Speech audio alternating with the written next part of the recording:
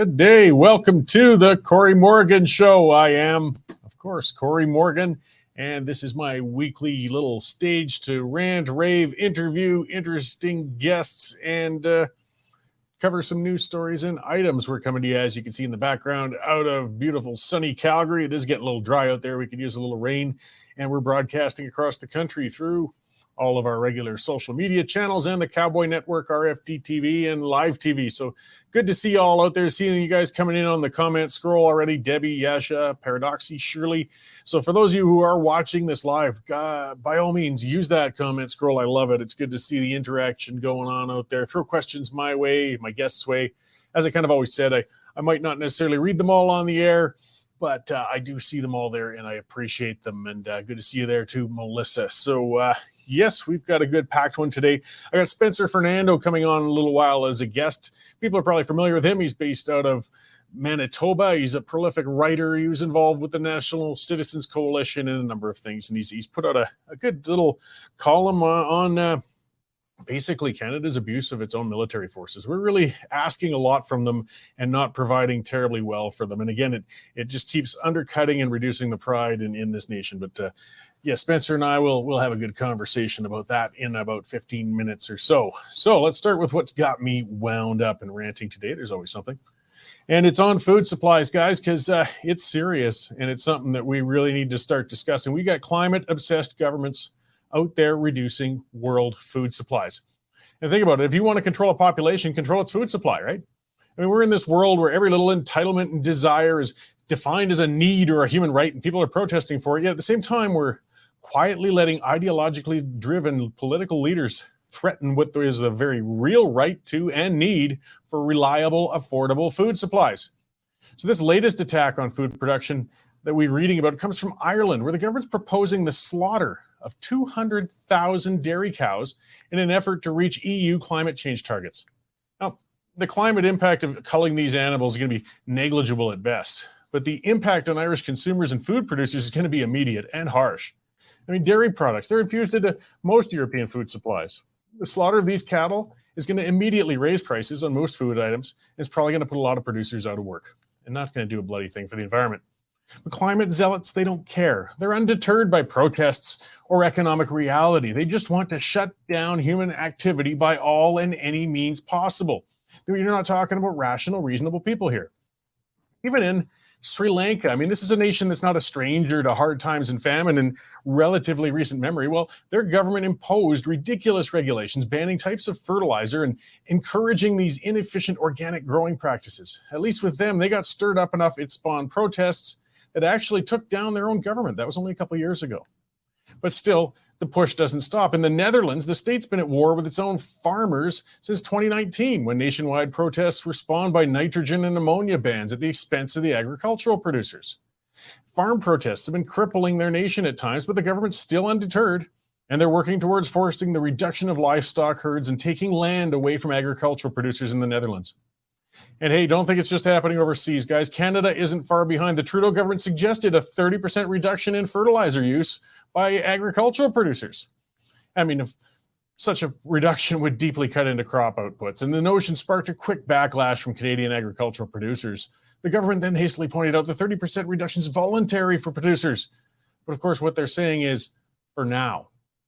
I mean, these guys are nuts. They put $8.5 million into a cricket production facility. Crickets for human consumption. Yes, this is how mad they are. I'm not making this stuff up. Look it up. $8.5 million of your tax dollars went to cricket production while they're attacking food production here. We're being governed by zealots. Don't expect rationality to come from Ottawa anytime soon. Justin Trudeau desperately wants to be respected on the world stage. He knows his intellect isn't going to get him there, so he's hoping his actions as a climate crusader will garner him the international adoration he wants to revel in. He knows nothing of supply chains, food needs, or agricultural production. I mean, think about it. Canada is led by a man whose servants shop for him and chill his favorite cereal bowl in the mornings while he tries to pick out cute socks for the day. He's never seen a grocery bill, much less a balance sheet from a farm. But he's in the position to control our food supplies. Think about that. NGOs and environmental groups feed the agenda further. The Suzuki Foundation, oh yes, David Suzuki and his foundation with his many, many homes, just came out against domestic beekeeping. Yes, because domesticated bees, as far as they're concerned, are a form of unnatural livestock, and they might pressure wild bee populations. Yeah, aside from the honey they produce, domestic bees are sort of an integral part of crop pollination for agricultural producers. Bees are actually rented by farmers for this purpose. Their crop yields will go down if they don't have these bees. Suzuki and his ilk don't care. They aren't pro-environment. That's what we got to get driven into people's heads. They are not pro-environment. They're anti-human. Big difference. They want to drop world populations, and they don't care what it takes to do it. Arguably, I guess, a reduced world population would ease environmental pressures on the planet, whether from, the reduction in trash, water contamination, emissions, sure, fine. But reducing the efficiency of food production isn't going to reduce the world's population or improve the environment. It's just going to make populations desperate, hungry, and impoverished. The most environmentally friendly populations on the planet are all in the richest nations. Blue bins, emission reduction plans, comprehensive waste management, those are all luxuries developing nations lack. We take them for granted here. Having a low birth rate is also a luxury only afforded to wealthy nations. In developing nations, people need large families in order to survive and sustain a retirement. In developed nations such as ours, we need immigration to counter our low birth rates. Developing nations are also forced, of course, to use inefficient food production means such as slash and burn farming and burning high-emitting fuels from wood to coal to even animal dung to cook their food sometimes. If we want to slow or even reduce human population growth, the path is through economic development for developing nations. Make them rich enough to afford to be nice to the environment and stop breeding like we've been able to. To do that, they need reliable, plentiful energy and food supplies. And they need to become wealthy enough to cut back on breeding. In other words, they need to do the opposite of what the environmentally fanatical nations are pushing them to do. They don't need more windmills. They don't need organic farming. They need natural gas networks heating their homes and generating their power. They need modern farms along with the associated chemicals for pest control and fertilizer. In other words, they need all those things that Justin Trudeau and other vain virtue signaling world leaders are denying from them. Canada has abundant resources, and not only will we not expand development of them for ourselves, we're also being prevented from exporting them to those nations that need them most. The environmental movement's hit new, revolting extremes. It's working basically to starve populations into what they think is going to be a greener new world, and it won't come.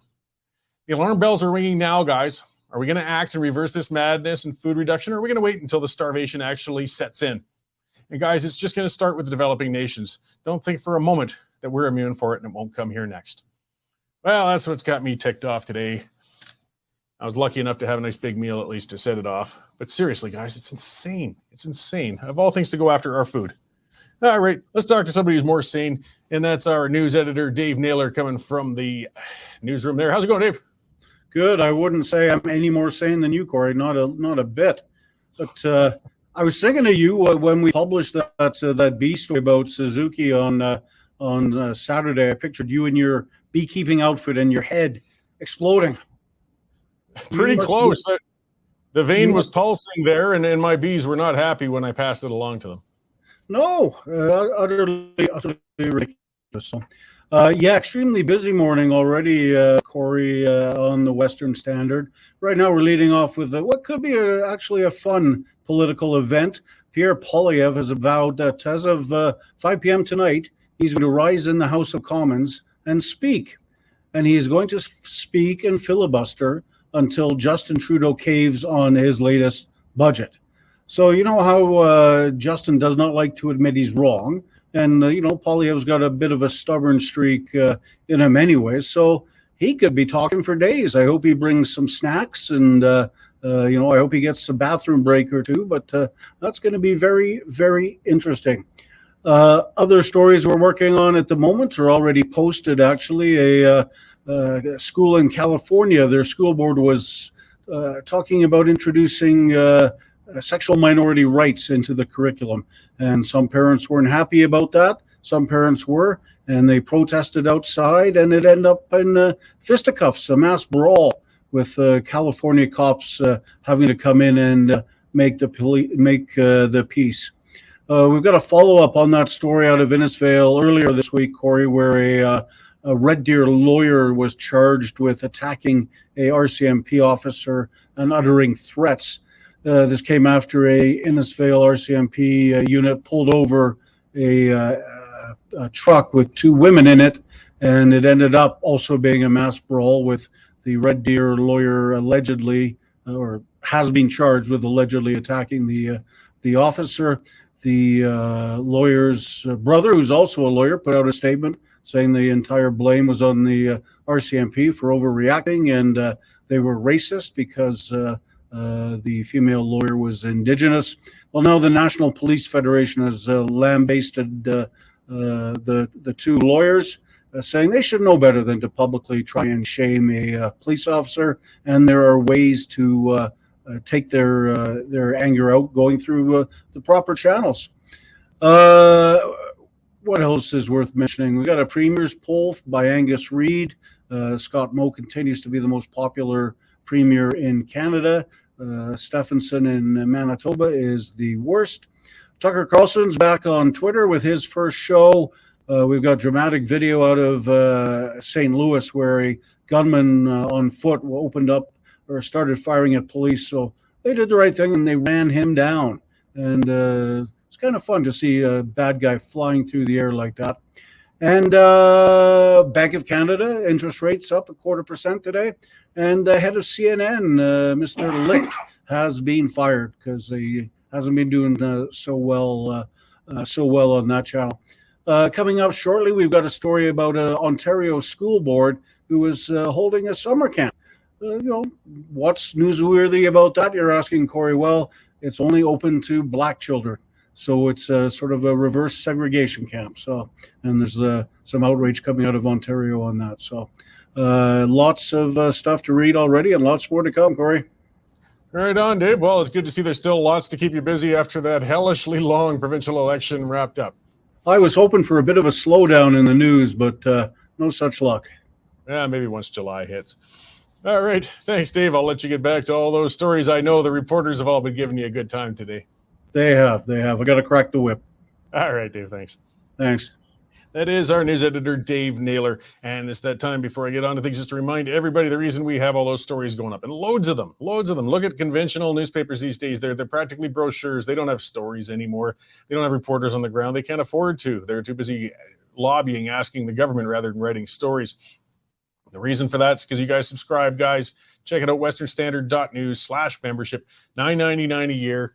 $99 a year, $9.99 a month, and you get full access past the paywall, and it helps support all of us so we can keep proudly saying, hey, we don't take any tax dollars, we won't take any tax dollars, and we're accountable to you guys with what we write.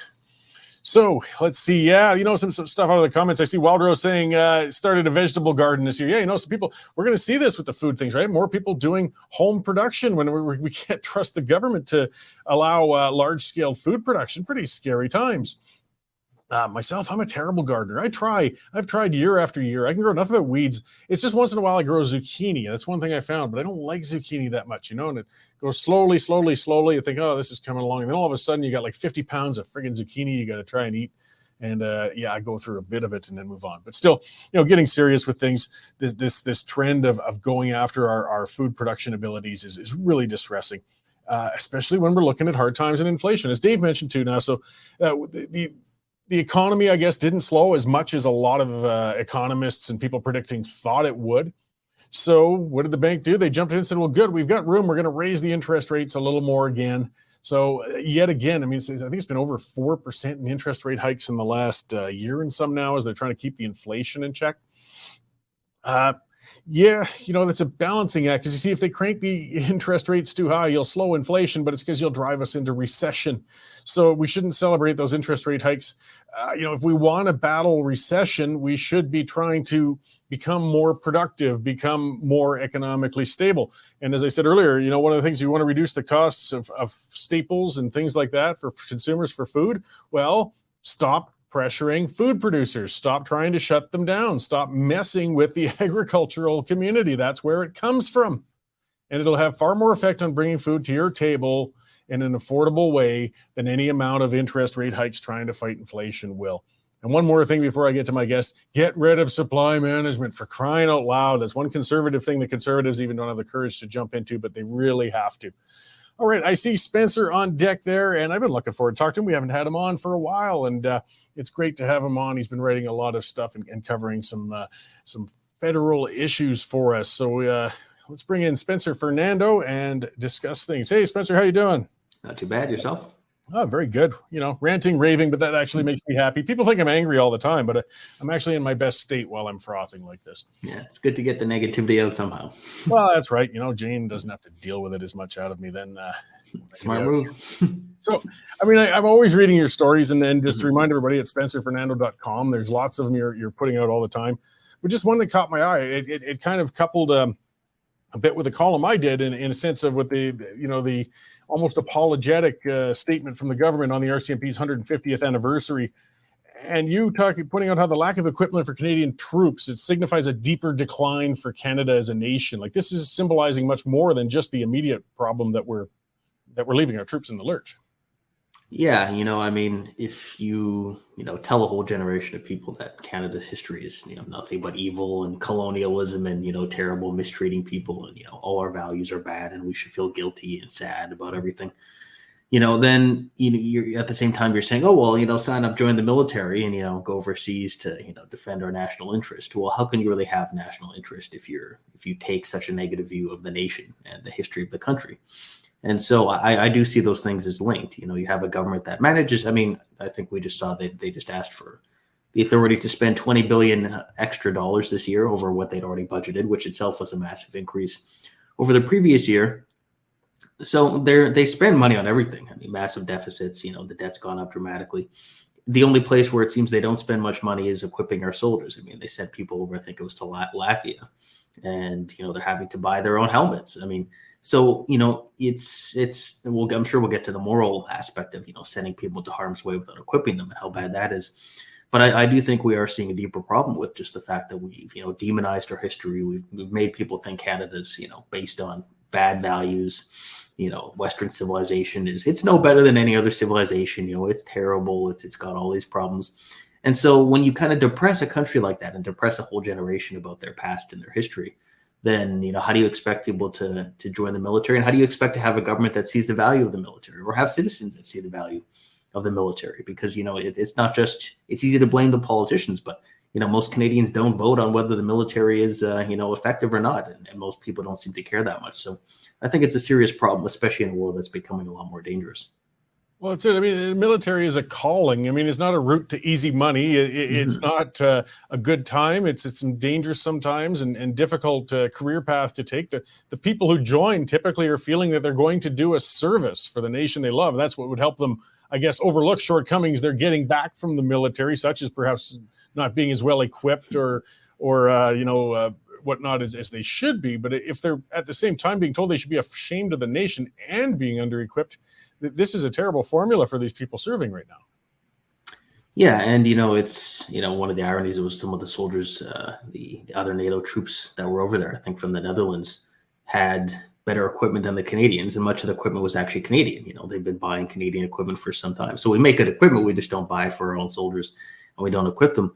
And then there's, of course, the aspect of, Justin Trudeau postures as a, big defender of NATO and the rules-based international order. He talks about it all the time.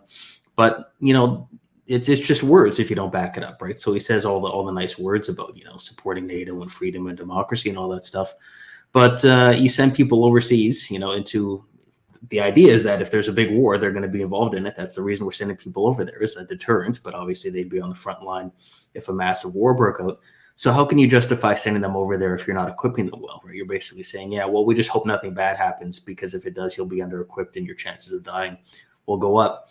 So again, I don't see how, it's sad that Canadians are not more outraged about this, because we're sending people to harm's way without equipping them.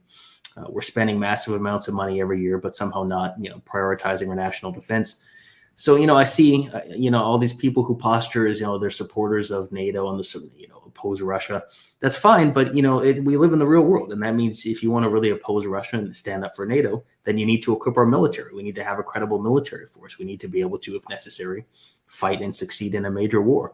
And so, I think there's a lot of talk in this country about what our values are, supposedly, but we undermine those values both by, of course, demonizing our history. And then we undermine those values by not living up to our military commitments or our commitments to our allies. So, I don't know why people would really take our country seriously at this point. And this has been going on actually for a long, long time. I remember during one of the Gulf Wars, for one, we had to take a gun out of surplus because they didn't actually have a gun for their boat to serve in the Gulf. And a bunch of our soldiers went overseas, and they showed up in the desert, and they had olive green uniforms. And of course, they stood out like sore thumbs. They didn't have desert camouflage. There's different types. They're not in the jungle. So other soldiers lent them ponchos to cover their olive green uniforms. This was decades ago. And how humiliating that must have been for them, when you're serving overseas in these other countries, that they're lending you these things out of a sense of goodwill and to keep you safe, of course. But if this hasn't been solved after decades of underfunding the military, do you think we ever will turn it around? As you said, Canadians don't seem to get upset enough about this.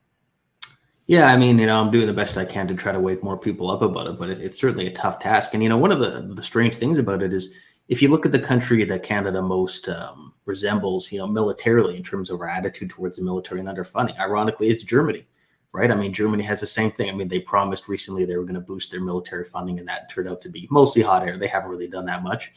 But it's so odd because Germany, you can understand why they'd be a little reticent to build up their military again, right? I mean, they've got a history where certainly the idea of saying, we're pretty ashamed of what we did in the past, that makes a lot of sense for Germany. Canada, of course, is fighting on the opposite side of that. So we have a lot to be proud of militarily, but we seem to have the same kind of almost ashamed attitude of, the military. We don't want to really talk about it. We don't want a big military. We don't want to be too strong. It's too scary and too mean.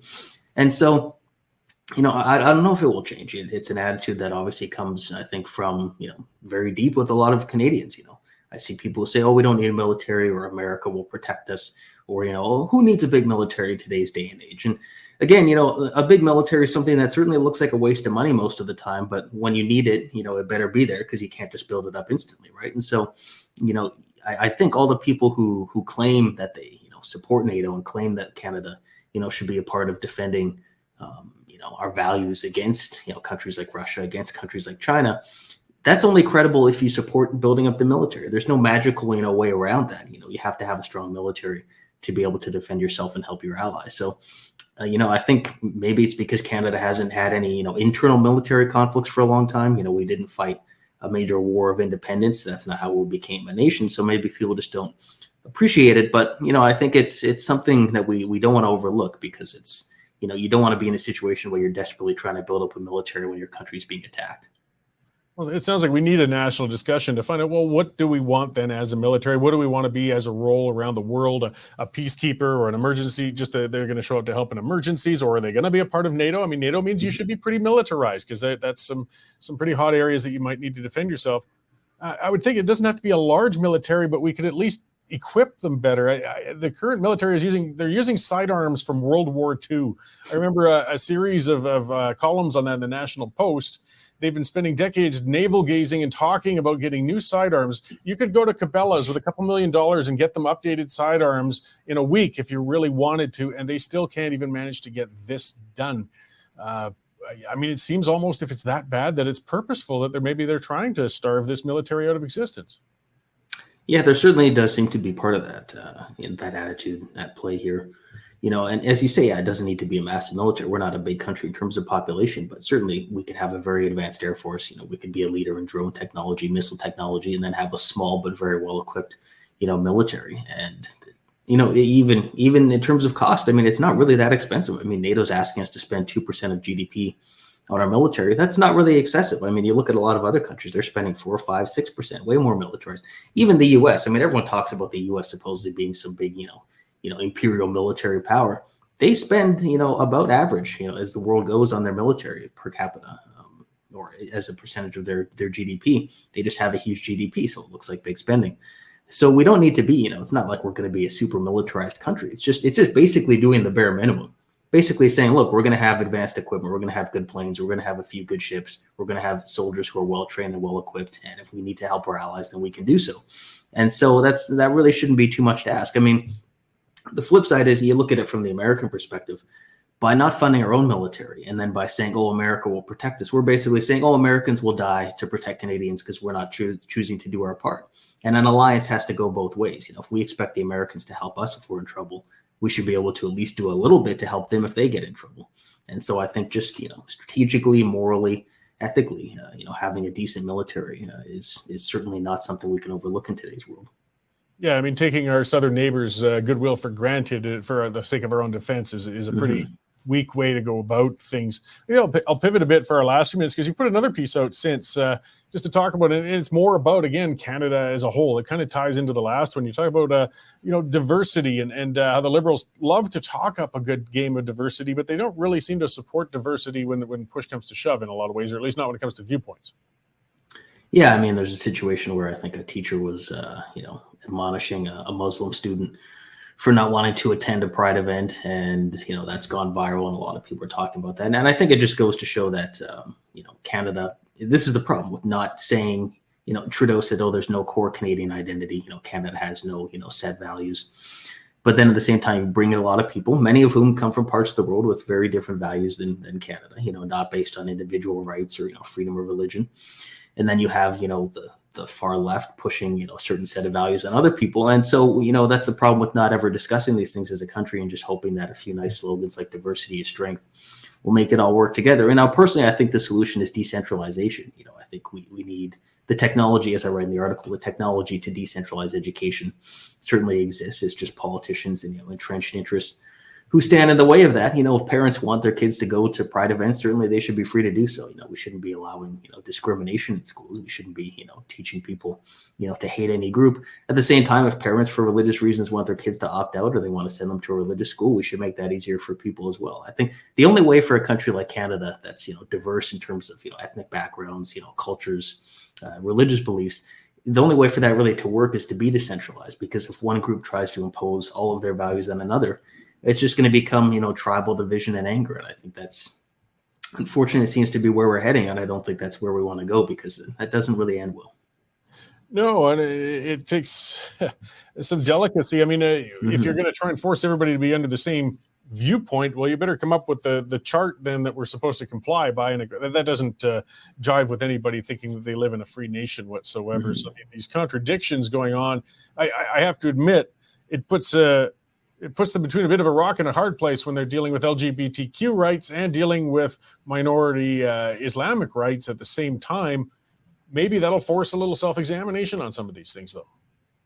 Yeah, I think that's a good point. Self-examination does need to happen, because I see some concerning trends both on the left and, to be honest, on the right to an extent. The left obviously has gone so far. It's like you become so tolerant that you're intolerant of everybody, right? Only a very small set of beliefs are considered acceptable, and any little deviation from that is considered, hate, right? So the left has become quite intolerant. But then I see some people on the right who, you see them idolizing Russia, praising, Uganda. I've even seen some people on the right praising Uganda with their horrific law. And so it's like you have people who are there, they don't like that they're seeing, some, drag events. So they decide to completely turn against Western civilization itself and start praising, foreign dictatorships. And so I think people just need to get a grip and realize, this is what living in a democracy is about. Sometimes you're out of power and your opponents do crazy things, but you speak out against them, and then you try to get elected and you try to persuade people to change. I mean, you look at the United States, you have a lot of states who are passing laws restricting, I guess what they'd say, drag events or certain events. You look at, I think Norway just banned sex change surgery for children. And then some people will like that. Some people won't like that, but democracies are trying to figure these issues out, and there's a back and forth debate. So I think both the left and the right need to, restore some of their faith in the idea of freedom, in the idea of democracy, the idea of debate. We experiment different ideas. One jurisdiction tries one thing, one tries another. We see how it works, and, we fight it out politically. But the idea that we should turn to, being a dictatorship or, being communist or something because we're a little dissatisfied with Western democracy, I think that would be a massive mistake. Some debate and live and let live concepts. They sound like simple ones, but not enough people seem to recognize them sometimes. Well, we'll keep debating anyways and keep pushing and shoving and trying to keep a balance in the nation, I would hope. I appreciate your contributions and your columns going out there. Just to kind of remind everybody one more time before I let you go, where can we find where you're writing and where your presence is out there, Spencer? Yeah, you can go to spencerfernando.com. That's where most of my articles are. And then I publish one column about once a week for the National Citizens Coalition. So you can find that on nationalcitizens.ca. Great. Well, I appreciate you joining the show again, Spencer. It's always a good conversation. I hope we get to talk again soon. Sounds good. Great. Thanks. That was Spencer Fernando. And yes, and you can watch from as well on Twitter. He's on there. And it's, Twitter's a good spot. Like I said, people say I get too worked up about the discourse and debates on Twitter, but it's a good spot to see stories and items when they first come out. So give Spencer a follow on there, and then you'll see those columns as they pop up along with the Citizens Coalition and things like that. So, I want to pivot a little to, this is some of the areas where people get worked up. So somebody threw it at me because I got... on Twitter, I put it out there when people are talking about banning Fox News, for example. Well, we got to ban them. We want CRTC to step in and ban them. I said, no, get over it. Don't watch it. Just change the channel. Why is it always banning? Why is it always shutting down? Why have people jump straight to attacking the other viewpoint, not allowing the other viewpoint?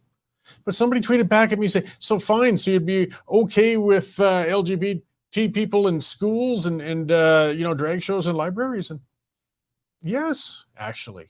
Yes, I don't care. Now, the thing is, what we have to have is choice. We have to have choice. In a library, for example, as we mentioned before, join the library board if you're really that concerned and don't have trans shows going on there. Likewise with the school, we need charter schools. We need to let parents choose where their kids are going to go and where they aren't. And we need to reframe the discussion and take it back from the trans activists, not trans people. Trans activists. And the trans activists are usually the same hysteric jerks that are the activists that get involved in all the woke causes. Usually some basement dwelling white middle class person who feels that they want to get a chip on their shoulder and make the world a better place by speaking up as a white knight on behalf of some minority or another minority that they aren't even actually a part of. Trans people have been around for a long, long time. And they've been achieving a lot more rights, and they should, I think, if they want to live their lives. But the activists got involved. The activists got into the mix. The activists moved the goalposts. They're there to outrage. They're not there to make things better for anybody else. They just have to push it farther and farther and farther. They found the line that's ticking off just about everybody. They finally found it. And it's a straightforward line for most people. Kids. Why are they always so obsessed in getting in front of kids? Why?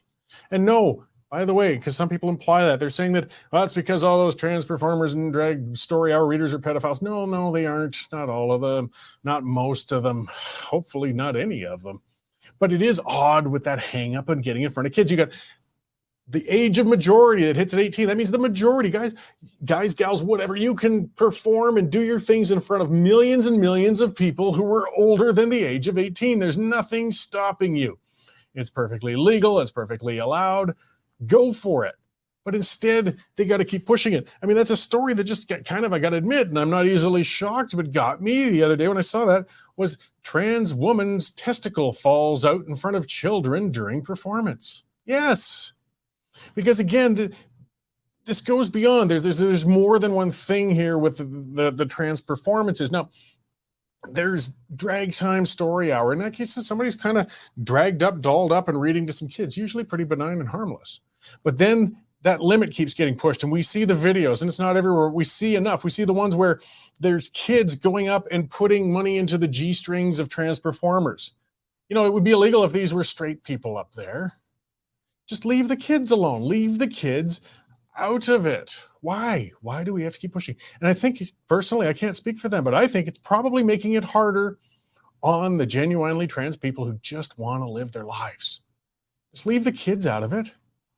Move on. But it's the rage. It's the rage. They got to push. They got to push. I listened to something the other day. I listened to Adam Carolla's podcast a lot. And he said something interesting, or he had a guest who said something interesting. He said a lot of libertarian-minded people tend to be on the autism spectrum because they have a different way of emotions in the way they work with things. And I don't know if that's fair or not to say if that's the case or whatnot. But yes, I do think, though, and one of the ways he put it was good, wasn't that because we get accused of that. You get accused of these sensitive issues. You're heartless. You want this. You want that. No, not.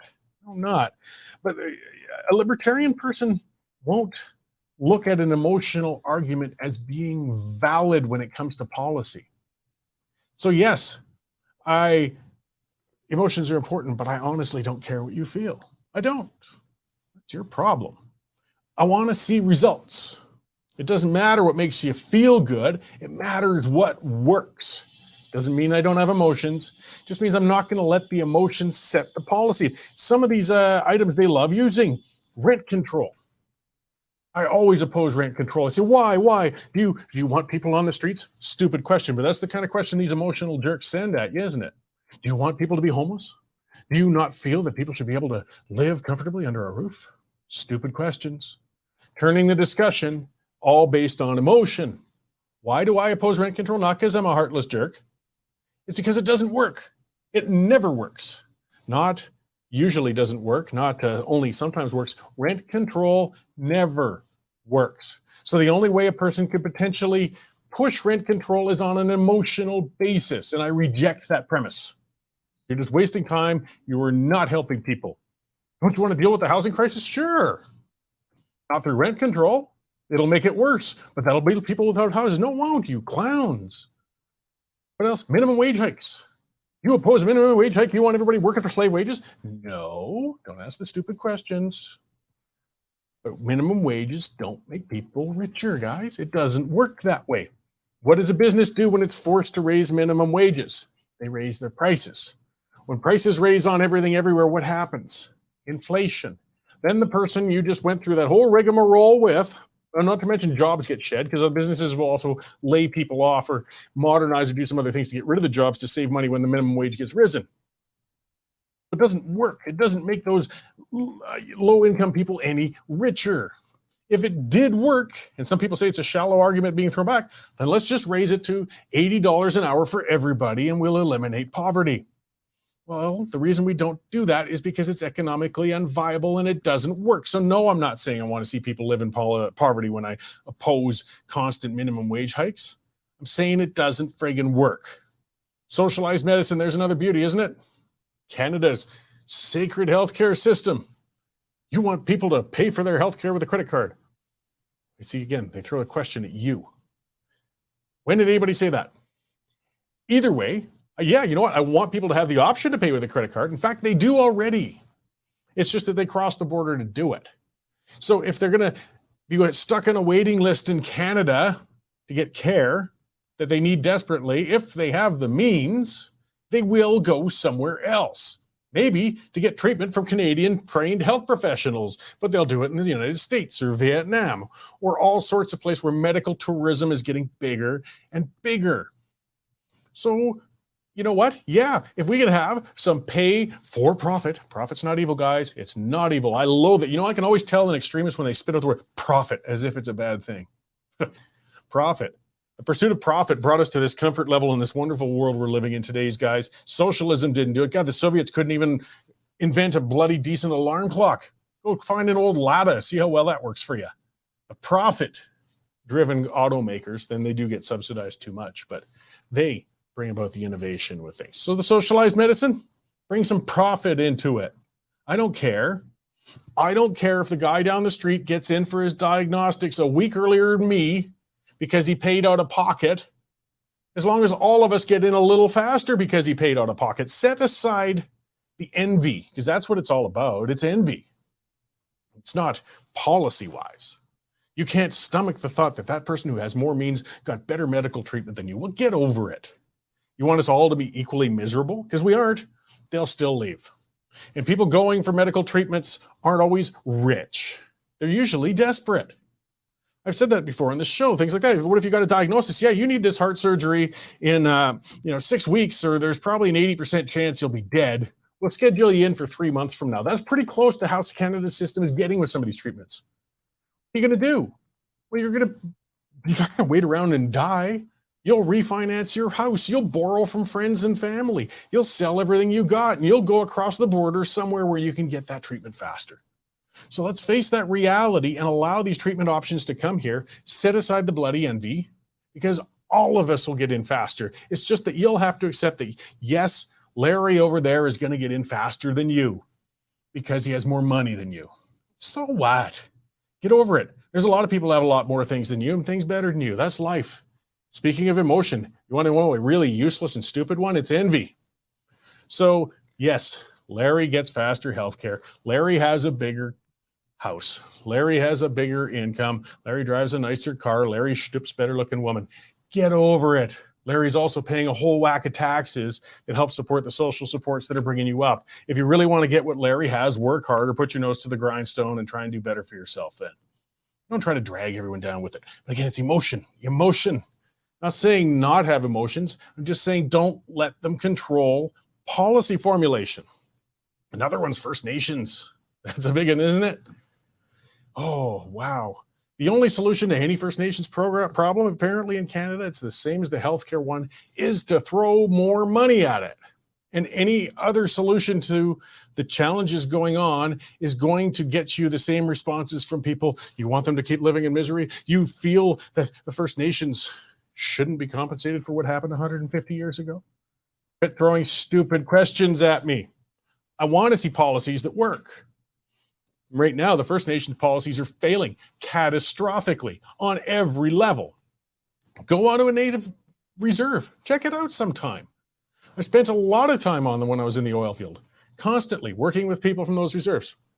And most of them are socioeconomic nightmares. They're dystopias. There's wild dogs running around. There's houses falling apart. The water, if it's drinkable, is hard to come across. But it's not for lack of money. So let's quit pretending it's for lack of money. We spend an inordinate amount on First Nations above and beyond what's spent on everybody else. And I'm not saying cut the spending. I'm saying what we've got to do is start looking at what will actually bring a positive outcome rather than what makes you feel better. Because I don't care how you feel. I want to see outcomes. And the outcomes right now are crap. They by every measure, they're failing. How can we keep allowing the status quo to keep going when you check every measure? And it's all online. It's easy to check out. Health, failing. Life expectancies, low. Poverty, rampant. Addiction, as Wildrose said, massive. Education levels, low. Crime, through the roof. Victims and perpetrators. How can you look at all that crap and say, let's keep doing what we've been doing. We just need to throw a little more money in. It doesn't work. And the ones who are losing out of this, it's not the taxpayers are losing, but the bigger losers are the people stuck on, and oh, here comes the person who's going to take that one out of context. You called them all losers. No, they're losing the people living on the First Nations communities. Oh, until we set aside emotions and start saying, let's look at policies that work rather than policies that make me feel a little better about myself, we're not going to get better policy. Likewise with a lot of our climate policies, a lot of our, recycling, things like that. I mean, I'll give an analogy that's a little less charged than the First Nations one. Another one that, again, simplistic, emotional, feel-good policy thinking. That's really stupid. In Calgary for a long, long time, we've had the sorted bins. You sort your recycling stuff. People take their time and they rinse their jars and their bottles and they separate them and they put them in these green bins. And oh boy, they're saving the world, aren't they? Sweethearts. Well, then they go to a sorting center where we pay a bunch of union people a whole lot of money to clean them all again and separate it all again. And they took out all the jars and bottles in Calgary and they cleaned them. Then they crushed them into a powder because you can't just refill them, reuse them. Actually, you crush them. And then they took all this powder and they put it at the Calgary garbage dump because they had nowhere else to put it. So there was this mountain was building because the problem was nobody wanted it. There's nothing you can do with it. It's powderized glass. It's good for next to nothing. And this mountain got bigger and bigger and bigger at the Calgary garbage dump. And finally, some luminary said, I got an idea for this stuff. I've got it. I've had a brainstorm. At the dump, we're always building roads and trails to get around for the equipment and machinery. We're putting gravel down for those roads. Why don't we take the powdered glass and use that for roadbed? Brilliant, brilliant. So after all this much time, after all this millions spent, this big mountain, what you've decided to do was bury it at a landfill. Good thinking. At a higher cost than gravel by a long shot. Come on, you guys. If we'd just thrown the damn jars in the garbage in the first place, we would have saved millions. They still would have got buried at the landfill. We could have used gravel, but no, that doesn't feel as good. I don't feel right throwing away glass like that. And we better get better at it because we're banning all our plastics. I just want to see policies about things that work. And, we don't get nearly enough of those. Let's see. I'll close with a few more things I'll be watching. So, this doesn't feel so good. But talking about emotional, because I don't know what it takes to change things in this country. I mean, they voted 174 to 150 to fire this special rapporteur, the fake position that Justin Trudeau created for his surrogate uncle Johnston to look into the Chinese interference issue in Canada. Even with a clear majority of our elected officials in the House of Commons, they cannot get this done. We cannot fire a man who is clearly inept and biased in the job he's in. Then what on earth is the purpose of that federal legislature? Really? Talk about useless. Talk about an affront to democracy. Talk about a waste of time.